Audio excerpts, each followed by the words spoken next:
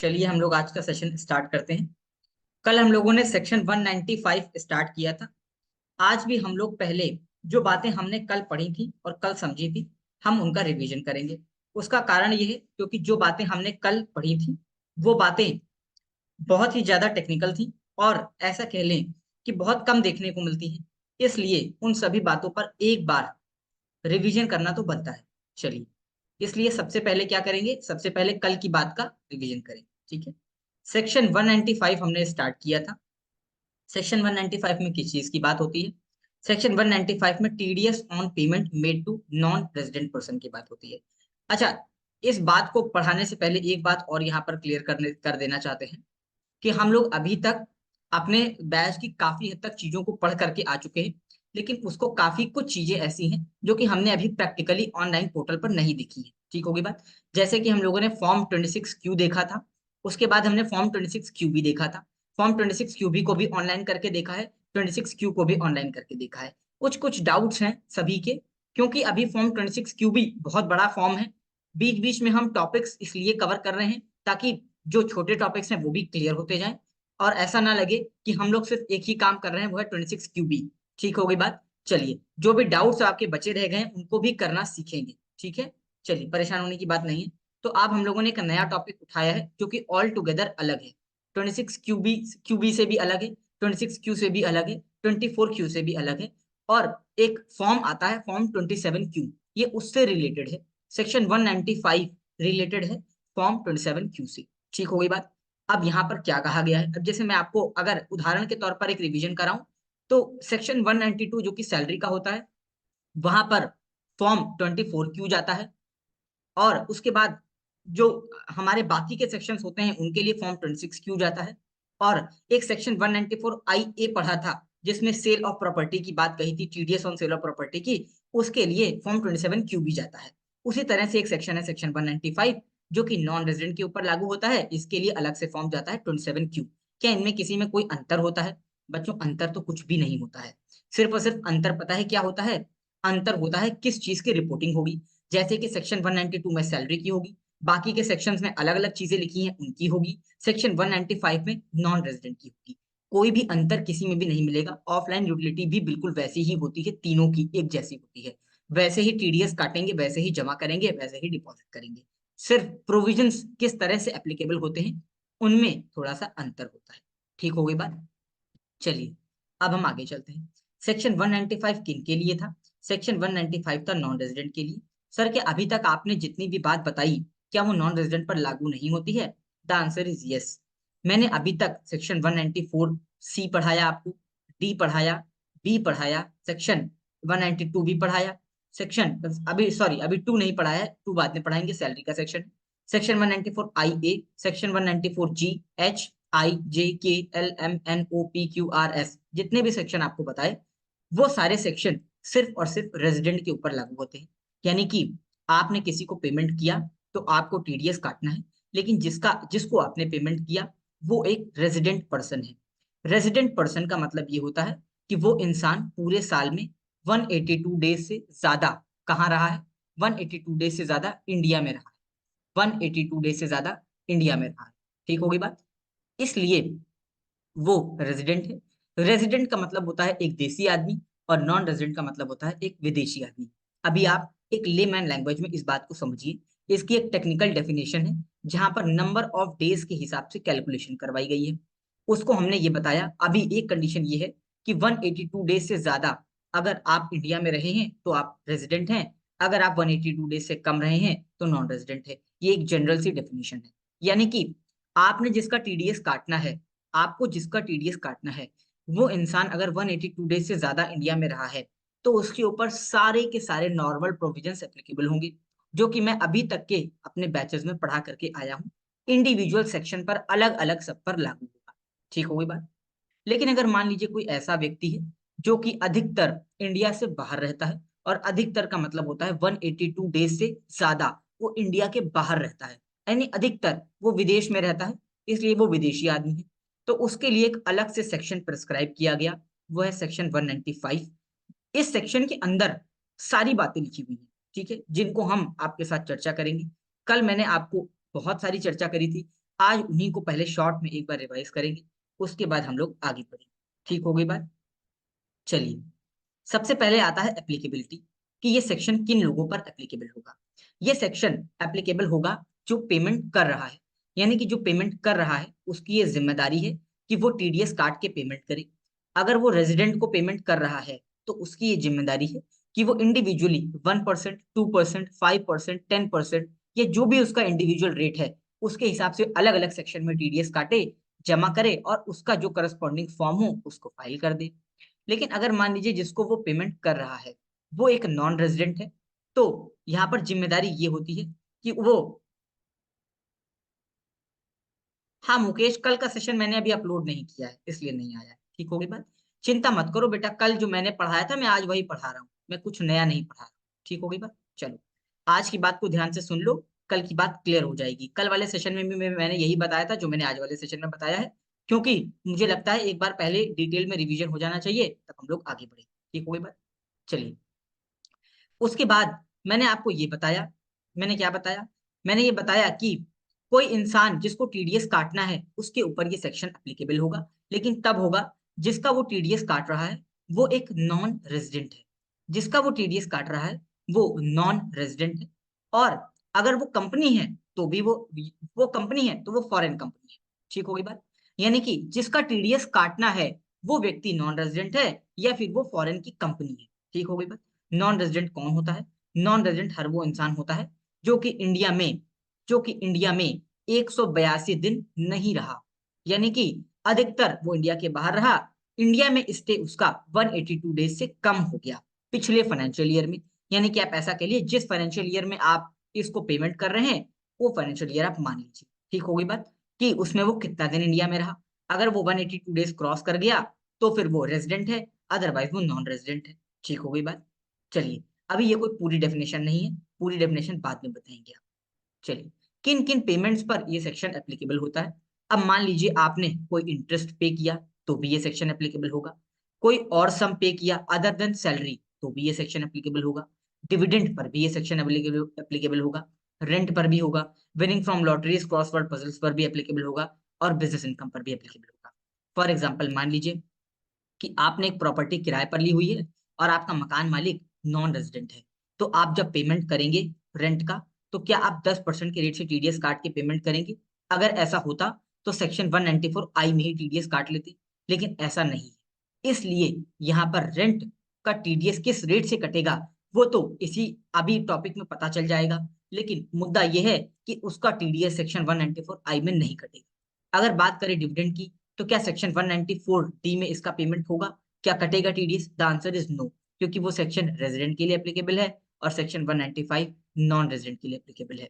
ठीक हो गई बात? विनिंग फ्रॉम लॉटरीज, इसके लिए सेक्शन 194 बी भी था जो कि रेजिडेंट पर एप्लीकेबल होता था। क्या वहां पर उसका टीडीएस काटेंगे? द आंसर इज नो, नहीं काटेंगे। इसका भी टीडीएस कटेगा 195 में, क्योंकि आप जिसको पैसा दे रहे हैं वो एक विदेशी आदमी है। वो पैसा लेकर के कहाँ जाने वाला है? वो पैसा लेकर के विदेश जाने वाला है, वो पैसा यहाँ पर नहीं रखेगा। रेंट का भी पैसा जो आप दे रहे हैं वो उस पैसे को इंडिया में नहीं रखेगा, बल्कि वो उसको विदेश लेकर के जाएगा। डिविडेंड का पैसा भी विदेश लेकर के जाएगा, बिजनेस इनकम का पैसा भी विदेश लेकर के जाएगा। ठीक हो गई बात? क्योंकि वो यहाँ का आदमी ही नहीं है।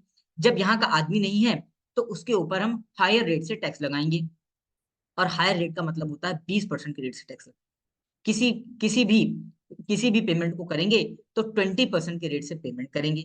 लेकिन ये बात भी पूरी तरह से सही नहीं है। उसका कारण ये है, उसका कारण है DTAA, double taxation avoidance agreement. Double taxation avoidance agreement एक ऐसा एग्रीमेंट है जो कि भारत सरकार हर विदेशी कंट्री के साथ करती है।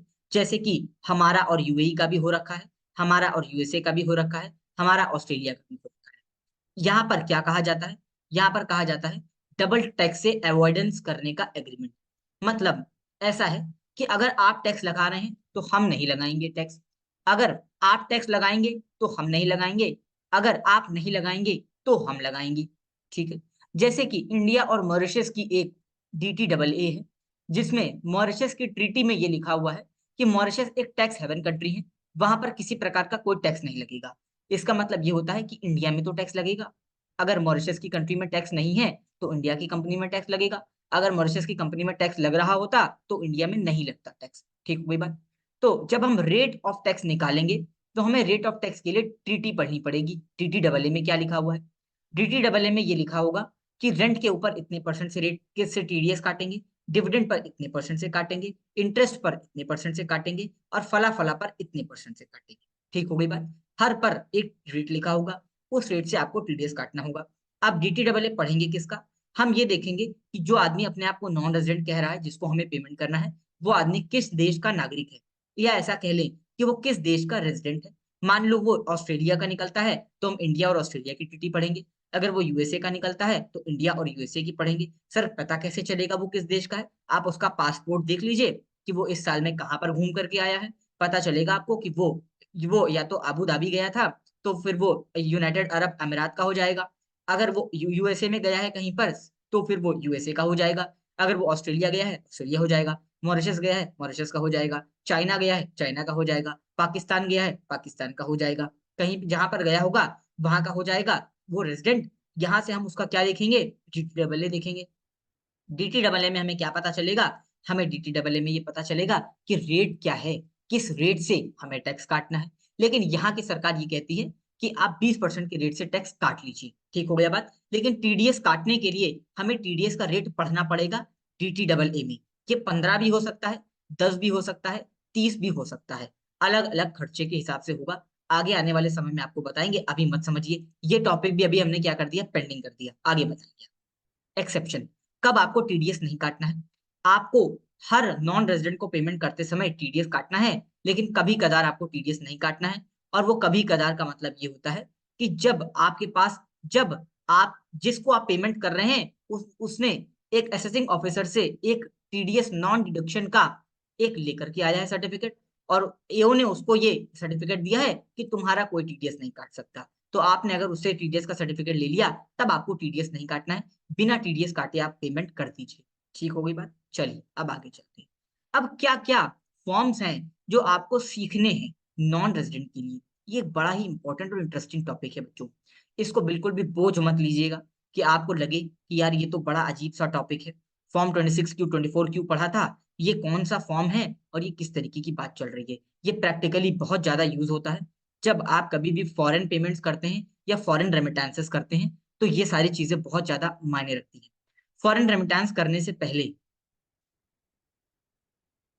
हाँ 15 सीए किया है तुमने, बहुत बढ़िया।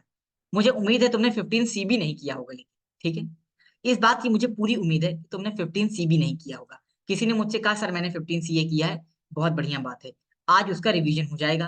लेकिन 15 सी भी कभी नहीं किया होगा। उसका कारण है कि वो मेरे पोर्टल पर आता है, एक सीए के पोर्टल पर आता है। और मजे की बात यह है कि आपको इस बैच में करने को भी नहीं मिलेगा, क्योंकि वो मेरे ही पोर्टल पर आता है और मैं उसे सिखा के आपको क्या करूँ? मैं उसे सिखा के आपको क्या करूंगा? अगर मैंने आपको सिखा भी दिया तो ज्ञान झाड़ने वाली बात हो जाएगी, क्योंकि आपको तो ये फॉर्म दिखेगा ही नहीं कहीं पर। चलिए, लेकिन अब आगे की बात करते हैं। सबसे पहले क्या करना है? सबसे पहले क्या करना है? मान लीजिए आपके पास कोई व्यक्ति आता है, मान लीजिए आपके पास कोई व्यक्ति आता है, वो बोलता है कि मैंने एक 1 करोड़ की प्रॉपर्टी अपनी बेची है और मुझे ये 1 करोड़ रुपए अपने एनआरई अकाउंट में चाहिए। एनआरई अकाउंट, आप अभी ऐसा एनआरई एनआरओ अकाउंट होता है, दो तरीके के अकाउंट होते हैं, जहां पर एक अकाउंट में ज्वाइंटली आप किसी इंडिया के आदमी के साथ अकाउंट खोल सकते हैं और एक में आप बिना किसी ज्वाइंट को रखे ओपन कर सकते हैं। और फॉरेन रेमिटेंसेस के लिए आपको एनआरई अकाउंट में पैसा ट्रांसफर करना होता है। एनआरई अकाउंट में बच्चों पैसा ऐसे ट्रांसफर नहीं होता है, बड़े कंप्लायंसेस होते हैं। क्या कंप्लायंसेस होते हैं? सबसे पहले तो ये कंप्लायंस होता है कि जिस ट्रांजेक्शन को आप कर रहे हैं, क्या उस ट्रांजेक्शन पर टीडीएस लगता है? पहले तो ये डिटरमाइन करिए, लगता है या नहीं लगता है। आपने ये डिसाइड किया कि अगर नहीं लगता है तो आगे बताएंगे आपको। अभी ये डिसाइड हुआ कि टीडीएस लगता है। अगर आपके ऊपर टीडीएस लगता है तो सबसे पहले चालान 281 से सही असेसमेंट ईयर, सही फाइनेंशियल ईयर चुन के टीडीएस को जमा करवाइए सेक्शन 195 में। उसके बाद जो बचा हुआ, मान लो 1 करोड़ रुपए आपको अपने मकान मालिक को देना था, आपने उसकी प्रॉपर्टी खरीदी थी, 20 लाख का टीडीएस होता है, आपने 20 लाख रुपए चालान 281 के जरिए जमा करवा दिया। उसके बाद अब आपको वो 80 लाख रुपए उसके एनआरई अकाउंट में पेमेंट करना है। तो एनआरई अकाउंट में पेमेंट करने के लिए आपको एक फॉर्म देना पड़ेगा, 15 सीए और 15 सीबी। कब ये फॉर्म एप्लीकेबल होता है इसकी चर्चा हम नेक्स्ट स्लाइड में करेंगे। लेकिन अभी ये समझिए कि 80 लाख का पेमेंट करने के लिए आपको 15 सीए और सीबी देना पड़ेगा। उसके बाद आपको एक फॉर्म 27 क्यू फाइल करना होगा। जिसको हम सीखने आए हैं। ये एक टीडीएस का फॉर्म है। जब आप टीडीएस 20 लाख का जमा करवाएंगे तो जमा करवा देने मात्र से ही तो काम नहीं चलेगा। आप जब 27Q फाइल करेंगे बच्चों, तो फिर आपको क्या करना पड़ेगा, तो फिर आपको तो फिर आपको आप उसके पैन पर इस ट्रांजैक्शन को चढ़ा देंगे। यानी कि अब नॉन रेजिडेंट के पैन पर ये ट्रांजैक्शन चढ़ जाएगा कि उसने एक प्रॉपर्टी बेची है, 1 करोड़ की बेची है, 20 लाख पर टीडीएस भी कट गया है, 80 लाख रुपए उसके एनआरई एनआरओ अकाउंट से ट्रांसफर हो गया है वाया 15 CA और 15 CB। ये पूरा प्रोसीजर है या ये वो फॉर्म्स हैं जो हमको सीखने हैं। लेकिन उसको सीखने के लिए हमें बहुत सारी बेसिक वर्किंग तो करनी पड़ेगी, बिना करे तो हम नहीं सीख पाएंगे। चलिए अब हम ये समझ लेते हैं कि 15 CA कब एप्लीकेबल होता है, फिर हम ये समझेंगे कि 15 CB कब एप्लीकेबल होता है। बच्चों 15 CA तब एप्लीकेबल होता है जब 15 CA के 4 पार्ट होते हैं। 15 CA के 4 पार्ट होते हैं, part A, part B, part C और पार्ट डी। सबसे पहले ये समझिए पार्ट डी। पार्ट डी क्या कहता है? पार्ट डी ये कहता है कि आपको कोई भी टीडीएस नहीं काटना है। सर आप लेक्चर तो ले रहे हैं सेक्शन 195 का, 195 सेक्शन टीडीएस का सेक्शन है, और आप बात एक ऐसी बता रहे हैं कि 15 CA में एक ऐसा आपको इनमें से कोई एक पार्ट भरना है। मैं ये क्लियर कर देता हूँ, पार्ट ए या तो आप भरेंगे या बी भरेंगे या सी भरेंगे या डी भरेंगे, डिटरमाइनिंग कि किस तरीके का आपके क्लाइंट का ट्रांजेक्शन है। अब पहले मैंने इसलिए इजी वाला पकड़ा है, वो है पार्ट डी, जो ये कहता है कि आपको किसी प्रकार का कोई टैक्स नहीं काटना है। मतलब 1 करोड़ रुपए का 1 करोड़ पूरा पूरा ट्रांसफर कर देना है, कोई टीडीएस कटना ही नहीं है इस ट्रांजेक्शन पर। क्यों नहीं कटना है? कारण नंबर एक, या तो DTAA में लिखा हुआ है कि टीडीएस का रेट 0 है। कारण नंबर एक, या तो DTAA में लिखा हुआ है कि टीडीएस का रेट 0 है, मत काटिए टीडीएस इसके ऊपर। या तो रूल 37BB में आरबीआई ने 33 ट्रांजैक्शन की लिस्ट नोटिफाई करी है, 33 ट्रांजैक्शन की लिस्ट नोटिफाई करी है, जिसमें ये कहा है कि आपको अगर इन तरीके का कोई ट्रांजैक्शन होता है तो आपको कोई भी टीडीएस नहीं काटना है। जैसे कि फॉर एग्जांपल एक है फैमिली मेंटेनेंस, फॉर एग्जांपल एक है फैमिली मेंटेनेंस, मतलब आप अपने परिवार के लिए पैसा ट्रांसफर कर रहे हैं। मान लीजिए ये 1 करोड़ का ट्रांजैक्शन प्रॉपर्टी बेचने का ना होता, बल्कि ऐसा होता कि कोई परिवार का एक बंदा अपने दूसरे बंदे को ट्रांसफर कर रहा है फॉर द पर्पज ऑफ कि वो अपनी जीविका वहां पर जी सके, क्योंकि वो विदेश में रह रहा है और वहां पर बड़ा लंबा चौड़ा खर्चा होता है, वहां पर उसका जीवन सही तरह से चल सके, इसलिए वो अपनी फैमिली में ही पैसा ट्रांसफर कर रहा है। तो क्या इस ट्रांजेक्शन पर कोई टीडीएस कटेगा? क्या ये अच्छी बात है कि वो फैमिली में एक बंदा दूसरे बंदे को ट्रांसफर कर रहा है और बोले कि टीडीएस काटेंगे? Answer is no. इसी तरह से 33 आइटम्स आरबीआई ने नोटिफाई किए जहां पर टीडीएस नहीं कटता है, लेकिन पैसा तो ट्रांसफर होगा, लेकिन टीडीएस नहीं कटेगा। ठीक हुई बात? चलिए, तो आप पार्ट डी को सिलेक्ट करेंगे और अपना 15 CA फाइल करेंगे। लेकिन अब हम बात करते हैं कि उन ट्रांजैक्शन पर जिन पर टीडीएस कटता है। तो पार्ट ए भी उनके लिए है जिन पर टीडीएस कटता है, मतलब चार्जेबल टू टैक्स है। पार्ट बी भी उनके लिए है जो कि चार्जेबल टू टैक्स है, और पार्ट सी भी उनके लिए है जो कि चार्जेबल टू टैक्स है।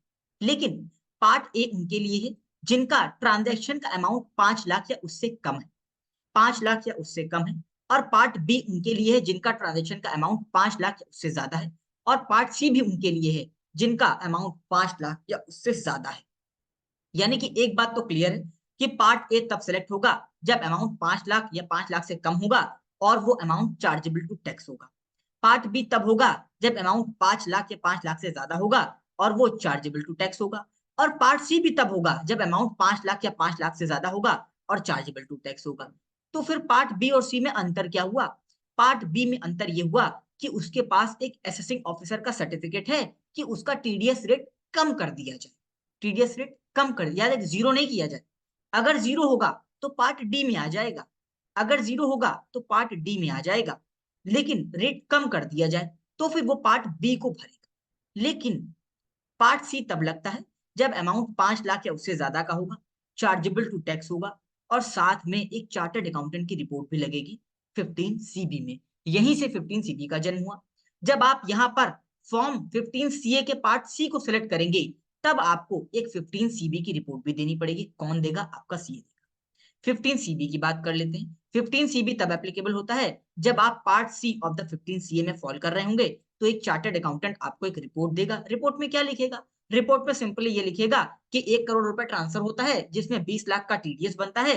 ये टीडीएस इन्होंने वाया वाया फॉर्म के थ्रू जमा करवा दिया है और इसका चालान नंबर ये है, इसका बीएसआर कोड ये है।